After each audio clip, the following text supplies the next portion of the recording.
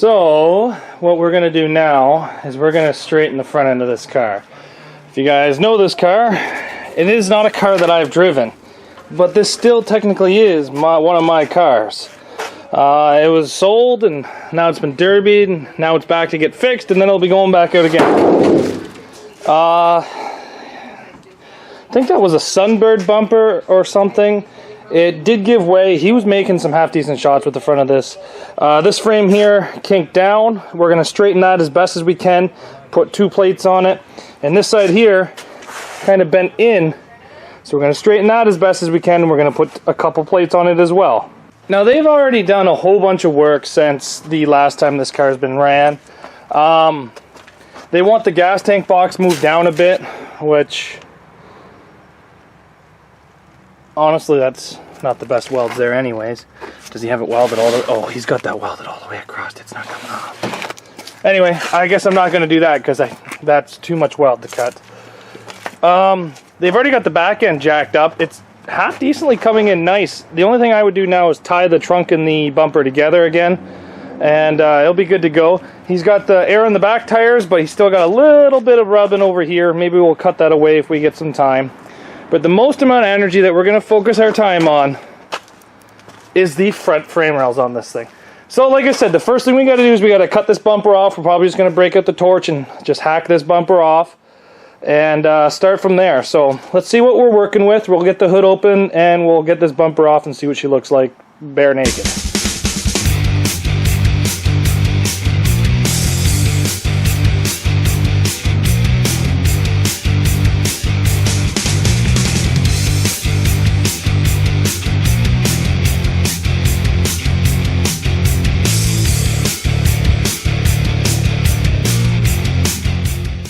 Try to do the easy side first. I'd really like to try this cold, try to avoid adding heat yad problems. So what we're going to do is we're just going to start pumping away. Hopefully she starts coming out. I have it attached to the rad cradle, so it's probably going to rip the rad cradle out, but I'm okay with that. We'll start hooking to bigger and better things once we get the car a little bit closer.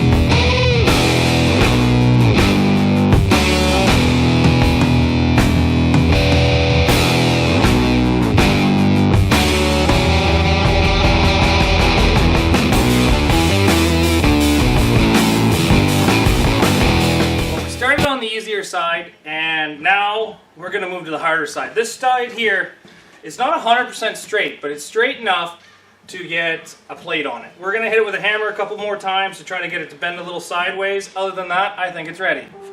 So let's move to the other side.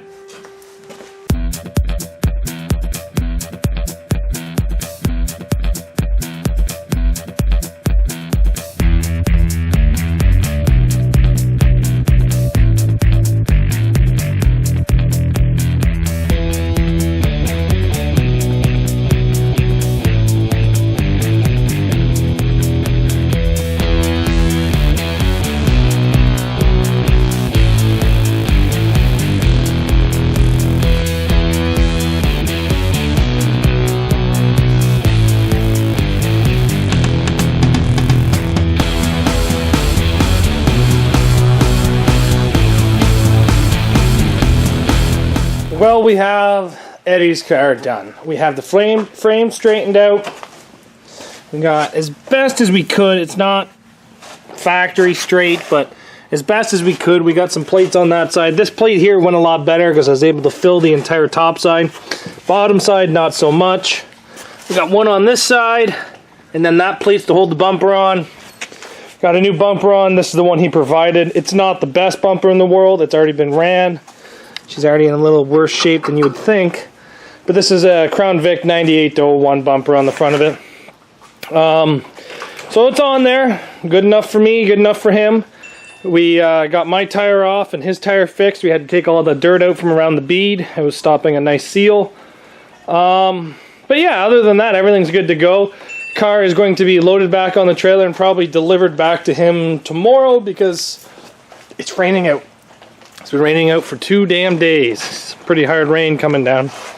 But no, it all went pretty good. The frame straightener, you know, it gets the stuff out pretty good and you're able to put the plates onto it, but it'll never bring it back to straight. I don't know. I'm pretty happy with it. He's pretty happy with it.